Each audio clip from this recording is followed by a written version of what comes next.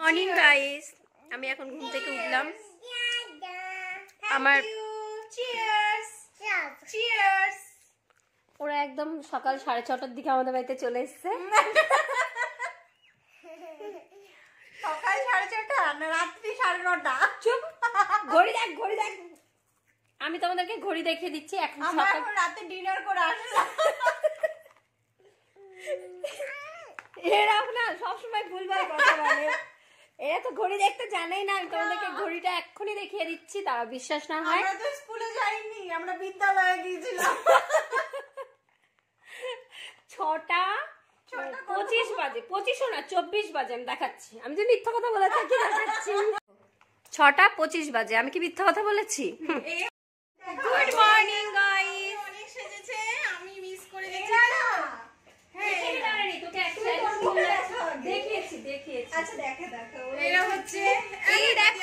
আমার কোনো ব্যাপার না, আমি রেগুলার ব্লগ করি তো, ডেইলি ব্লগ। যেভাবে থাকে আমি সেভাবেই চলে আসি। জন্যই এত সেজেছি। না না, ভালো করেছে, সুন্দর লাগছে।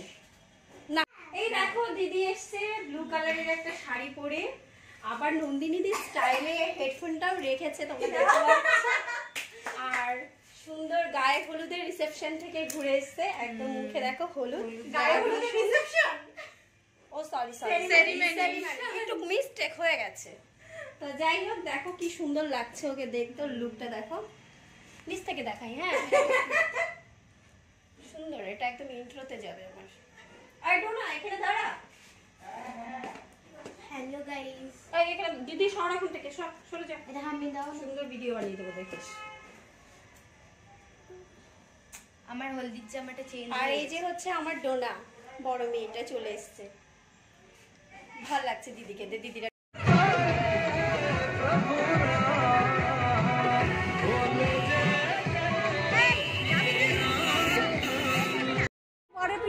তোদের খিচুড়ি তোরা খা, তোদের খিচুড়ি একটা খাবো না, আমরা বাজারে গিয়ে খিচুড়ি খেতে হবে, জ্যোতিকেও খেতে হবে। আসবো না, অসভ্য মহিলা। দাঁড়া বাবা।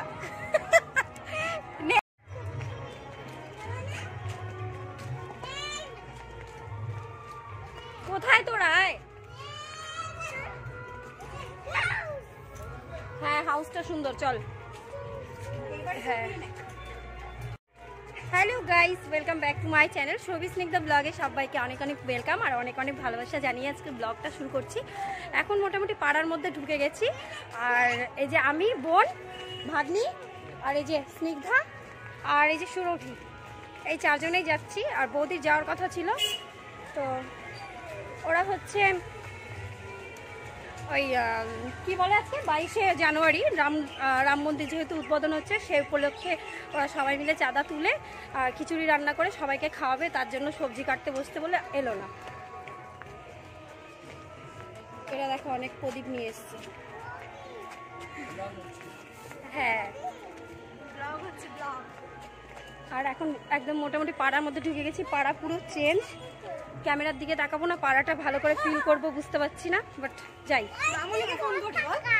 এটা আমার হচ্ছে গিয়ে ইসে বাড়ি, হ্যাঁ জেঠু বাড়ি। চল এই গাড়ির ওপর দিয়ে চলে যাই।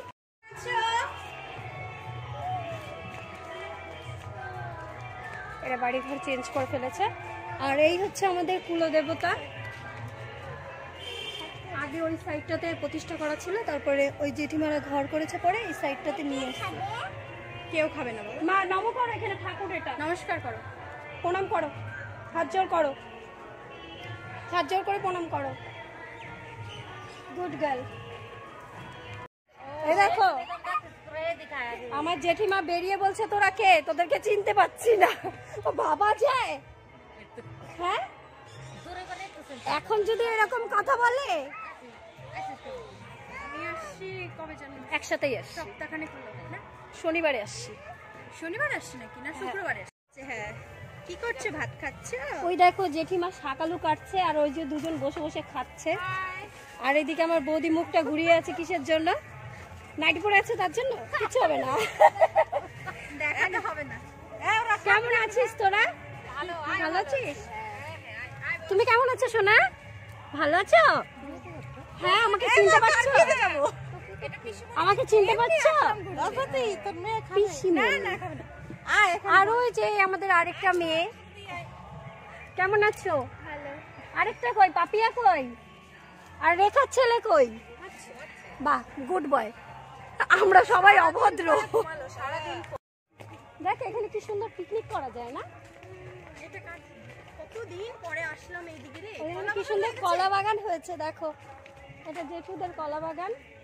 আর এখানে যে শাক লাগিয়েছে, আলু শাক, তারপর হচ্ছে ওদিকে ফুল টুল, কি সুন্দর না? হ্যাঁ, ওরা কিনে নিচ্ছে।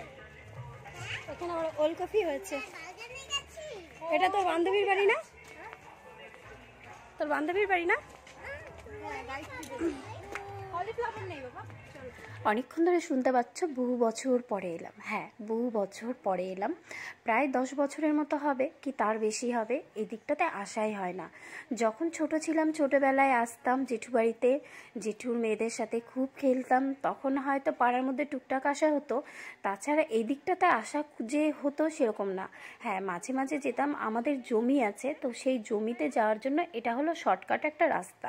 তো এই রাস্তায় নাকি প্রচুর সাপ দেখা যেত, তো সেই কারণে হচ্ছে গিয়ে এদিক দিয়েও যে আসতাম তাও না, আর জমিতে যে সারা বছর যেতাম তাও না। ওই মাঝে মাঝে বছরে ধরো একবার ইচ্ছে করলো যাই, তো আমাদের জমির ওখান থেকে ঘুরে আসি। যখন ধান বোনা হতো, মানে আমাদের ধানটাই বেশি বোনা হতো, আর সেই টাইমটাতে একটু যেতাম। মাঠ ভরা ধান দেখতে খুব ভালো লাগতো আমার। আমাদের বাড়িতে যখন ধান নিয়ে আসতো কি ভালো লাগতো। যদিও বা আমাদের বাড়িতে ধান আনা হতো না, কারণ আমাদের বাড়িতে ওরকম স্পেস নেই যে বাড়িতে ধান রাখা হবে। ওই লোক দিয়ে করানো হতো। তো ওই আমাদের বাড়ির সামনে যে বড় ফুটবল ময়দানটা আছে, যেখানে মেলা দেখেছো, সেখানেই আমাদের ধান নিয়ে এসে রাখা হতো। তো যাই হোক, তারপর হচ্ছে এই যে আমি আর আমার বোন আজকে বেরিয়ে পড়েছি। আজকে হলো 22শে জানুয়ারি। দুজনে মিলে ভাবলাম চল আজকে সর্ষে খেতে যাব, যেখানে গিয়ে ছবি তুলতে পারবো। কথাটা কিন্তু আমার ছিল না, ছিল হচ্ছে বোনের। বোন আমাকে বলেছে চল যাই। তো যাই হোক, চারজনে মিলে বেরিয়ে পড়লাম। এই যে আমার মেয়ে আর আমার হচ্ছে ভাগ্নি, ওরা হলো 1 মাসের ছোট বড়, তো সমবয়সী, বুঝতেই পারছো দুজনের মধ্যে বেশ খোটাখুটি লেগে থাকে। তো স্নিগ্ধা যেটা লাগবে, কুহুরও সেটা লাগবে। কুহু নামটা আমি দিয়েছি, আমার ভীষণ ভালো লাগে কুহু নামটা। ভেবেছিলাম মেয়ের নাম রাখবো পিহু আর ওর নাম রাখবো কুহু। ভেবেছিলাম না, মেয়ের নামও আমি পিহুই রেখেছি মনে মনে। যেহেতু শ্রীটা বেশি ভালো লাগে আমার, তার জন্য শ্রী বলেই ডাকি। তো যাই হোক, দু বোন এইভাবে ঘুরছে, যেমনটা আমরা দুজনে ঘুরি। আমার আর আমার বোনের, মানে আমার কাকাতো বোনের দুজনের মধ্যে এতটাই মিল, কেউ যদি বাইরের লোক দেখে তো সবাই বলবে যে ওরা হচ্ছে নিজের মায়ের পেটের বোন, কিন্তু হচ্ছে আমরা কাকাতো জ্যাঠাতো বোন। তো যাই হোক, এইভাবেই আমরা ছোটোবেলাটা কাটিয়েছি। আর 2.5 বছর পর যখন বোনের সাথে দেখা হয়েছে আর এইভাবে সেই ছোটোবেলাটা ফিরে পেয়েছি, বেশ মজা লাগছিল। আগে দুজনে যেখানে থাকতাম সেখানে আর কাউকে প্রয়োজন হতো না। যাই হোক, যেই রাস্তায় গিয়েছিলাম সর্ষে ক্ষেতের খোঁজার জন্য, সেদিকে আর পাইনি। তারপর হচ্ছে মিনিমাম 1 কিলোমিটার কি 2 কিলোমিটার দূরে আবার চলে গেলাম আমাদের জমি যেখানে, সেই দিকটাতে। সেই ঘুরে ঘুরে আবার বাড়ির পথে হেঁটে তারপর হচ্ছে আমাদের জমির দিকে ফিরে এলাম। কারণ যে দিকটাতে গিয়েছিলাম সেদিকে হচ্ছে শুধুই সাইকেল বাড়ি হয়ে গেছে। সামনে সর্ষে ক্ষেত আছে। আচ্ছা আচ্ছা, থ্যাংক ইউ। এখন আমরা চলে এসেছি আমাদের জমির কাছাকাছিতে জায়গায়। আমাদের জমি এখন তোমাদের সাথে শেয়ার করব। আর আমার বোনকে দেখো, চুল বাচ্ছে মেয়ের এখানে এসে, আমার লজ্জাও পাচ্ছে। মা বাড়ি থেকে বেঁধে আনতে পারি না, কি করব বল, টুপি হাওয়া। আমার বোনকে কেমন লাগছে একটু সবাই কমেন্ট করে জানাবে। সুন্দরী বোন আমার, একটু লজ্জা পাচ্ছে আমার। লজ্জা আমি পাই না, লজ্জাটা কি জিনিস সেটা আমি জানি না। আমিও তো সেটাই জানি, লজ্জা তো ওকে দেখে লজ্জা পায়। আমার লজ্জা আমাদেরকে দেখে লজ্জা পাবে, সেটাই। দেখ এই জায়গাটা কেমন জঙ্গল করে দিছে। জঙ্গল না, ভালোই করেছে, ভালো গাছ টাছ লাগিয়েছে যাতে বৃষ্টি টিষ্টি হয়। দেখি এদিকে তাকাও।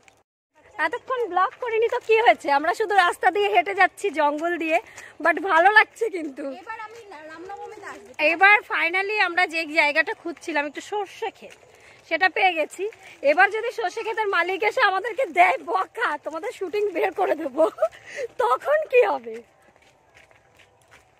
আমাদের জমির কাছাকাছি জায়গায় একদম চলে এসেছি। ছাগলের ডাক শুনতে পাচ্ছ। আগে জমিতে আসতাম যখন সর্ষে লাগানো হতো আমাদের জমিতে, মানে শস্য বোনা হতো, ভুট্টা বোনা হতো, তখন আসতাম, দেখতাম যে আমাদের কেউ ভুট্টা নিয়ে যাচ্ছে কি না। মানে একটু হয় না মালিকানা দেখাতে হবে, কিন্তু আমার বাবা কখনোই এগুলো পছন্দ করতো না, তবু আসতাম, ভাল লাগতো। এগুলো ই করিস এরা ছবি তোলার লোক নিয়ে আসেনি, কি হবে এখন আমাদের। আমি আমার বর সেজেগুজে আমার বরকে ফোন করেছি, বাবু আমায় কেমন লাগছে, খুব সুন্দর, চোখটা ছলছল করছে, যদি থাকতে পারতো। ওর বরকেও ফোন করে বলছে কি আমাকে কেমন লাগছে, বলে সাঁওতালের মতো। আমি সেটাই শুনলাম। কি নিয়ে চলে গেছে, ওদের করতো তাই।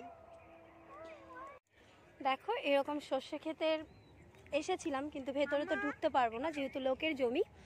আর ওই যে বাঁশের ঝাড়টা দেখতে পাচ্ছ, আমি জুম করে দেখাচ্ছি, ঠিক ওখানে আমাদের জমি আছে। তারপর ওই দিকটাতে আছে, রাস্তার ওপারে আছে, কিন্তু অত দূর এখন যাব না। হ্যাঁ বেটা বলো, কি বলবে বলো। মাম্মি। আর এরকম একটা ফাঁকা লোকেশন এসেছিলাম, মানে এটাকে আমাকে ভয়েস ওভার দিতেই হবে, এরা যা শুরু করেছে না।